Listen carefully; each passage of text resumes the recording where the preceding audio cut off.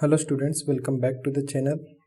और आज की वीडियो में एमपी पटवारी परीक्षा 2017 12 दिसंबर की फर्स्ट शिफ्ट के क्वेश्चन नंबर 28 से कंटिन्यू रखेंगे। इससे पहले 9th, 10th और 11 दिसंबर के कंप्लीट मैथमेटिक्स के क्वेश्चन चैनल पे अपलोडेड है, तो अगर आप चाहो तो एक बार जाके ज़रूर देखिएगा। पढ़ते हैं आज के पहले क्वेश्चन की ओर।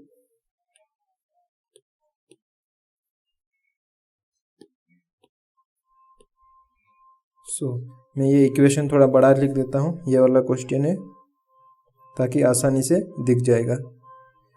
x+1 bracket X square minus X plus 1 is equal to what. तो ये क्वेश्चन है, इसको सॉल्व करना है। तो बेसिकली जो सबने सीखा है क्लासेस में, स्मॉलर क्लासेस में, उसी तरीके से सॉल्व करेंगे। ओके, एक एक नंबर लेके आगे मल्टीप्लाई करेंगे। ये हो जाएगा x³ minus x square plus x, फिर एक का, तो ये हो जाएगा x² minus x N plus एक। इसको जब फर्दर देखेंगे तो प्लस एक्स और माइनस एक्स कैंसिल हो जाएगा, प्लस एक्स एक्स स्क्वेयर और एक्स स्क्वेयर कैंसिल हो जाएगा क्योंकि दोनों प्लस माइनस में थे, और ये प्लस एक्स और माइनस एक्स कैंसिल हो जाएगा, तो बचेगा क्या, x² plus 1 x³ plus 1। Okay, तो यही अपना आंसर है जो कि यहाँ पे दिया गया है, x³ प्लस 1। राइट, बहुत ही आसान क्वेश्चन है। बढ़ते हैं अगले क्वेश्चन की ओर। अगला क्वेश्चन है व्हाट इज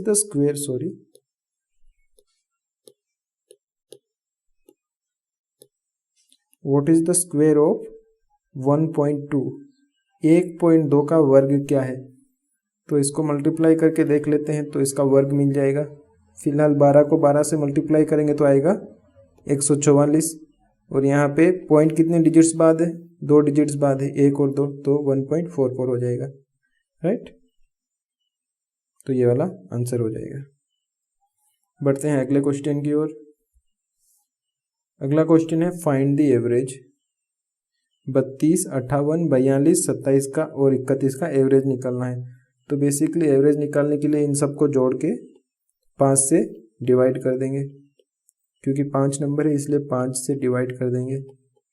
27 प्लस 31, तो इनको 5 से जब डिवाइड करेंगे तो आंसर आ जाएगा 38। ये मैं सॉल्यूशन नहीं कर रहा हूँ क्योंकि बस इनको जोड़ के डिवाइड करना है, तो आंसर आ जाएगा इसका। बढ़ते हैं अगले क्वेश्चन की ओर। अगला क्वेश्चन है in an exam a student gets 20% marks and fails by 30 marks. A student scores 32% marks and gets 42 marks more than the minimum passing marks. Find the passing percentage. एक परीक्षा में एक विद्यार्थी 20% अंक प्राप्त करता है और 30 अंकों से अनुत्तीर्ण हो जाता है। एक अन्य विद्यार्थी 32% मार्क अर्जित करता है लेकिन न्यूनतम उत्तीर्ण अंकों से 42 अंक अधिक प्राप्त करता है। उत्तीर्ण प्रतिशत ज्ञात कीजिए। सबसे पहले जो क्वेश्चन में लिखा है उसको डेटा के रूप में नीचे उतार देते हैं। तो सपोज ए एक स्टूडेंट है और दूसरा स्टूडेंट बी है। राइट, सो ए को मिलते हैं 20% मार्क्स और वो 30 मार्क्स से फेल हो जाता है। ठीक है, और बी को मिलते हैं 32% मिलते हैं और उसको 42 मार्क्स ज़्यादा मिलते हैं। मतलब जो पासिंग नंबर है उससे 42 मार्क्स या 42 मार्क्स ज़्यादा मिलते हैं। तो यहाँ से एक बात आसानी से समझ सकते हैं कि ए को 20% मार्क्स मिले, 20% मिले और वो 30 नंबर से फेल हो गया। मतलब जो पासिंग परसेंटेज है वो 20 से ऊपर है, और बी को 32% मिले और 42 नंबर ज़्यादा मिले तो डेफिनेटली पासिंग प्रतिशत 32 से कम होगा। तो यहाँ से क्या करेंगे, इनका डिफरेंस निकाल लेंगे। राइट, 20 और 32 का, तो इनका डिफरेंस आएगा 12, और इनको जोड़ लेंगे 30 और 42 को, तो इनको जोड़ने पे मिलेगा 72। अभी यहाँ से 1% की वैल्यू निकल जाएगी। राइट, सो 12 को 72 से डिवाइड करेंगे तो आएगा 6। सो इसका मतलब ये हुआ कि 1% बनने के लिए 6 मार्क्स की ज़रूरत रहती है, या फिर 1% का वैल्यू 6 मार्क्स है, राइट। तो क्वेश्चन में क्या दिया गया था कि ए को 20% मार्क्स मिले और 30 मार्क्स से फेल हो गया, तो 30 मार्क्स के कितने परसेंट बनेंगे? सिंपल है, 30 को 6 से विभाजित कर देंगे तो आंसर आएगा 30 नंबर के 5% बनेंगे। तो 20 में 5% जोड़ देते हैं, राइट, तो आंसर आ जाएगा 25। सो 25% पासिंग परसेंटेज है, राइट। तो इसीलिए इसका आंसर ये है। आई होप आपको समझ में आया होगा। बढ़ते हैं अगले क्वेश्चन की ओर। अगला क्वेश्चन है, a train 150 meter long running at a speed of 60 kilometer per hour crosses a bridge in 30 second. The length of the bridge is.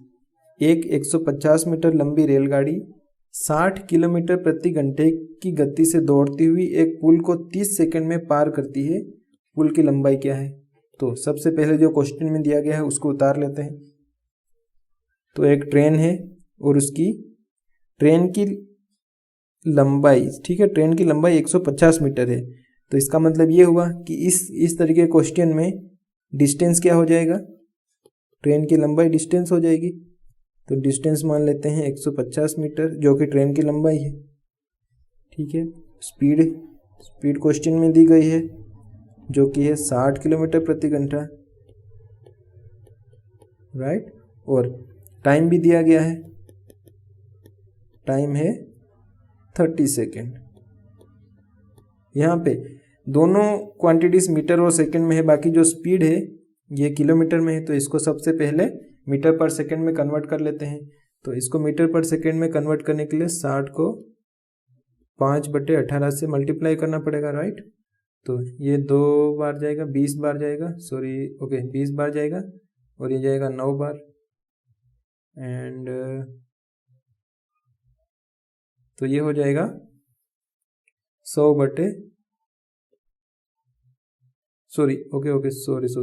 Second, ये जाएगा 30 बार, राइट। तो एक बार और कैंसिल हो जाएगा, 30 हो जाएगा और ये 10 हो जाएगा, राइट। सो यहाँ से क्या मिल जाएगा? 50 डिवाइडेड बाई 3। सो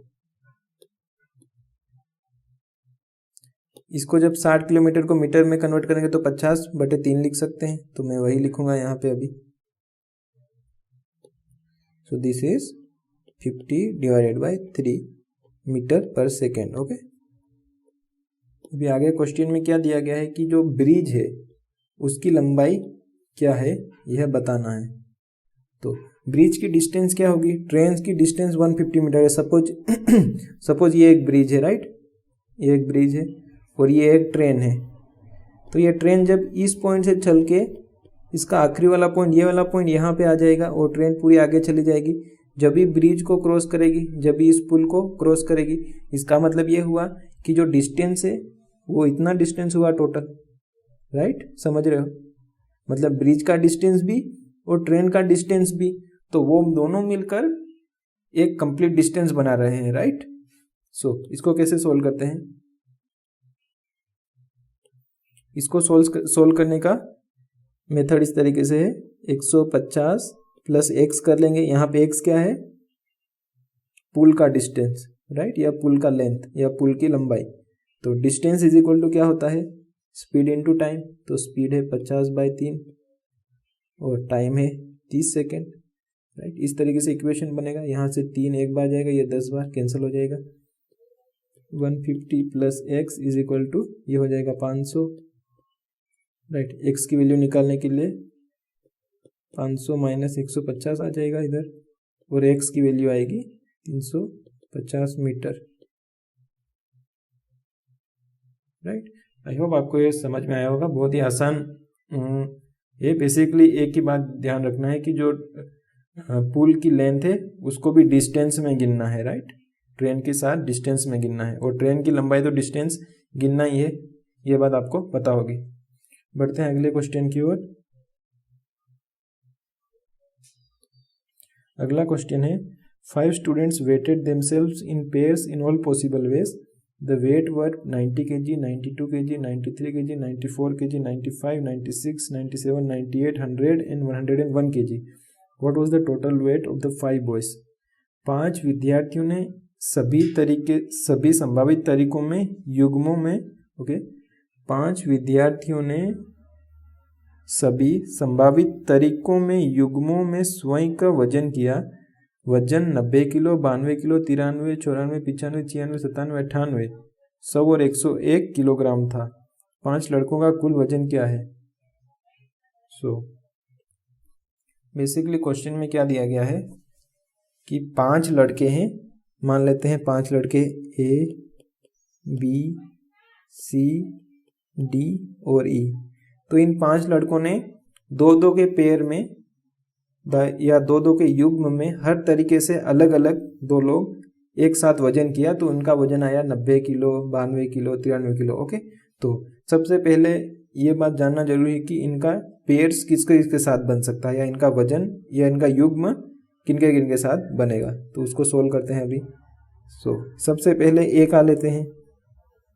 तो ए का बी से सबसे पहले बनेगा, फिर ए का सी से युग्म बनेगा, फिर ऐसा ए का डी से बन सकता है और फिर ए का ई से बन सकता है। इसके अलावा तो ए का किसी से भी पेयर नहीं बनेगा। सेम बी का देखते हैं। बी का सी से बन सकता है, बी का डी से बन सकता है और बी का ई से बन सकता है। इसके अलावा तो कुछ दूसरे पेयर बनेंगे नहीं बी के, राइट।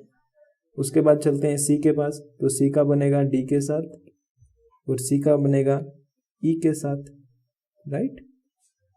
उसके बाद डी का केवल ई के साथ बनेगा, क्योंकि इसके अलावा तो बाकी वो सबके साथ डी का ऑलरेडी बना हुआ है। आई होप ये आपको समझ आया होगा। अभी इनका वैल्यू अपन डाल देते हैं। तो ए और बी का 90, ये सीक्वेंस में डालना जरूरी नहीं है, राइट, किसी भी तरीके से डाल सकते हैं।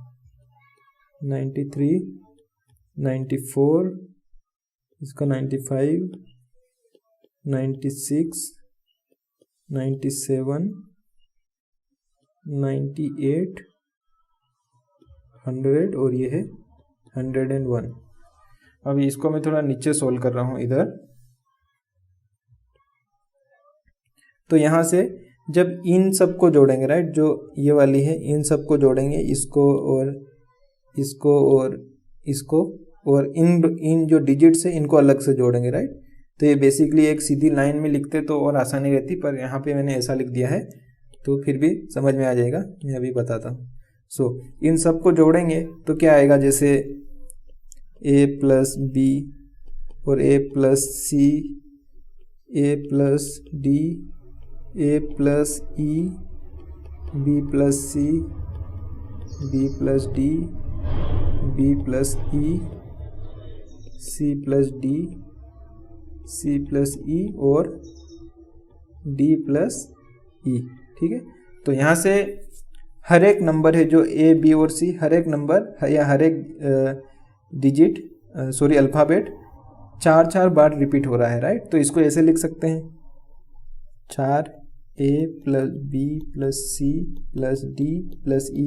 ओके, इसको ऐसे लिख सकते हैं क्योंकि इनमें से हर एक अल्फ़ाबेट 4 टाइम्स रिपीट हो रहा है, राइट। तो इसको मैं फिलहाल रख देता हूँ अभी। और बाकी क्या रहा, इनको सबको जोड़ेंगे जो डिजिट्स है इनको, तो इनको जोड़ेंगे तो इनका योग आएगा 956। यहाँ से आसानी से इस इक्वेशन को सॉल्व कर सकते हैं। a plus B plus C plus D plus E is equal to 956 divided by 4। तो इनका वैल्यू आ जाएगा 2 टाइम जाएगा, यहाँ पर 1 आएगा, तो 3 टाइम्स एंड 3, सो 239 आंसर आ जाएगा, राइट, जो कि यहाँ पे ऑलरेडी गिवन है। ठीक है, आई होप आपको समझ में आया होगा। थोड़ा अलग सा क्वेश्चन था और बड़ा अच्छा क्वेश्चन था एक्चुअली। बढ़ते हैं अगले क्वेश्चन की ओर। अगला क्वेश्चन है, the sum of the present ages of a mother and a daughter is 70 years. 5 years back the mother's age was 3 times the daughter's age. Find the present age of the mother. एक माता और एक पुत्री की वर्तमान आयु का योगफल 70 वर्ष है। 5 वर्ष पूर्व माता की आयु पुत्री की आयु से 3 गुना थी। पुत्री की वर्तमान आयु ज्ञात करें। यहाँ पे क्वेश्चन में क्या दिया गया है उसके आधार पे इक्वेशन बना लेते हैं। तो प्रेजेंट एज एक मदर मान लेते हैं, मदर को x मान लेते हैं और डॉटर को y मान लेते हैं, राइट।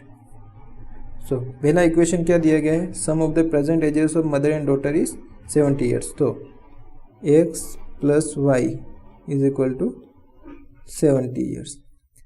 दूसरा यहाँ से 5 वर्ष पूर्व मतलब x, ओके 1 सेकेंड, 5 वर्ष पूर्व माता की आयु पुत्री की आयु की 3 गुना थी। तो माता की आयु क्या है x, और 5 वर्ष पूर्व क्या हो जाएगी x माइनस 5 थी पुत्री की आयु की 3 गुनी y माइनस 5। ठीक है, अगर आपने ये इक्वेशन बना लिया तो आसानी से फिर क्वेश्चन सोल्व हो जाएगा।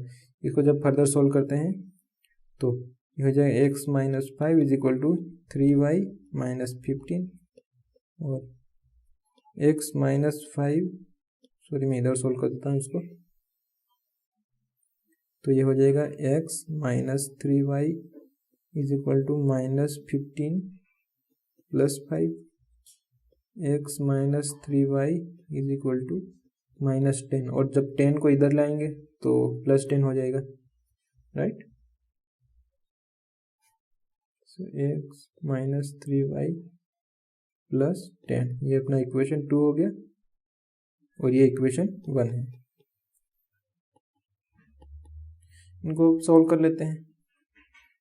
ये है x प्लस वाई और 70 इधर आ जाएगा तो माइनस हो जाएगा, right, minus 70 and x minus 3y plus 10, right.